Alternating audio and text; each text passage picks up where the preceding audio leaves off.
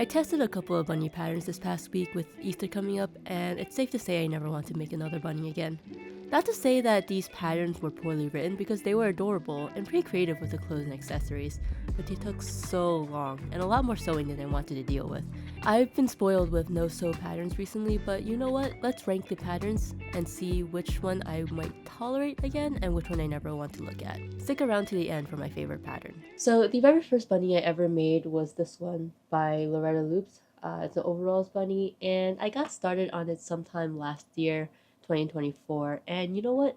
To this day, I still have not technically finished it because I have not sewn in my ends. I don't love this pattern because of all the ends when you're making the overalls. I'd probably give this bunny maybe a 6.7 out of 10 just because it is very cute. And I probably could have made the bunny itself a little better, but it's just more trouble than it's worth, especially with the backing, with all of these going across to each other, making the front. Back to the whip and it goes. So the second bunny we have up is this dual-headed bunny from Mahum. I thought the concept was really cool, and the actual writing of the pattern was pretty good.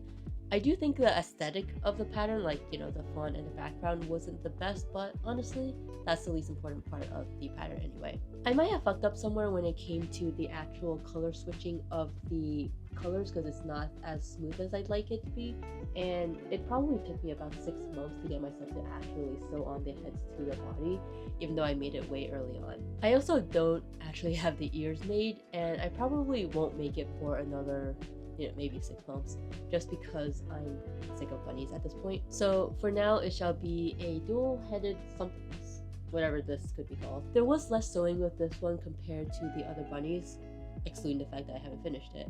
And I think the color switching was made really simple with this concept. So overall, I would probably give this a 7 just because the concept was really cool. And with all the additions that are made in the future and variations I have seen other people make, I think it gets a 7. I think the biggest thing that I did struggle with was when I was making the body, it felt like it kept going on and on and on, because that's most of the pattern is just this body. I don't think it has a lot of shape, to be honest. It's kind of log-like to me, so that's something that I would personally probably try to kind of change on the fly in the future. Now, this pattern I saw from Lovely Craft, which is her plush bunny pattern, and I knew it would look perfect with this yarn that I got from Michael's for funsies.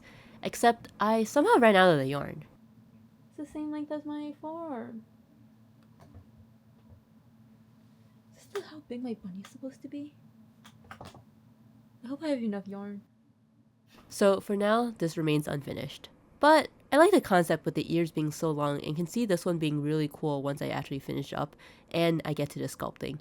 That's the one technique that I love doing because it gives the amigurumi so much shape and personality. So for now, I think I would give this a preliminary 7.4. I want a simple one. After that, I need like a quick win project.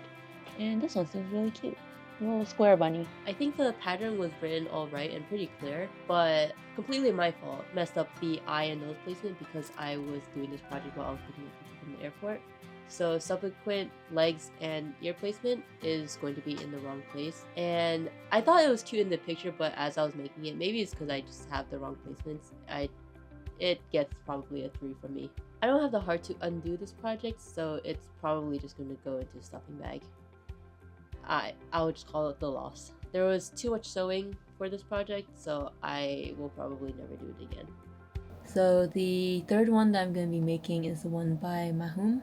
I have a different yarn that I'm using today that I don't normally use. I think it's either nap time or feels like bliss. This is my first time with it, and I think the colors look really cute. It's like a pastel purple, so let's give it a shot.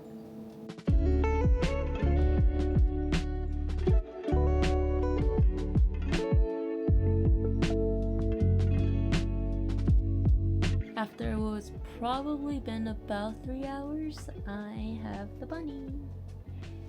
She was not that bad to make, actually. I think it was because I really enjoyed working with this yarn. The nap time yarn, something like that.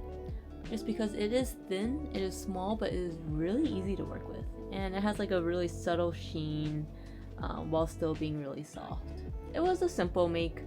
not as frustrating. I appreciate that she has a free pattern written. I don't know if I really feel like it looks like a bunny. Maybe I would have made the ears longer.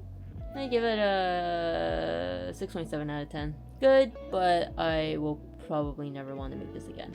Now, this last pattern by SweetPeaPlush is definitely my favorite. He's a chunky little one, but he was so easy to make and definitely quicker than the other projects, involved less sewing, used some pretty interesting techniques that I haven't seen before. Overall, I think I would probably give this one a 8.5 or a 9. There were a lot of variations that the creator, or Melissa as her name is, actually comes up with these. Like there's a bear and a shark and a few others, and they're all really cute. Overall, I think I'm retiring from making any more bunnies just because there is generally quite a lot to sew on when it comes to the ears and then the arms, and the clothes actually didn't have any sewing, which I loved except for the ears, so that made it a pretty easy project. I think also the fact that it was chunky just made it a little more bearable almost to sew on. While all the sewing parts are necessary, it's more than I care to deal with, so I am not gonna make a bunny anymore.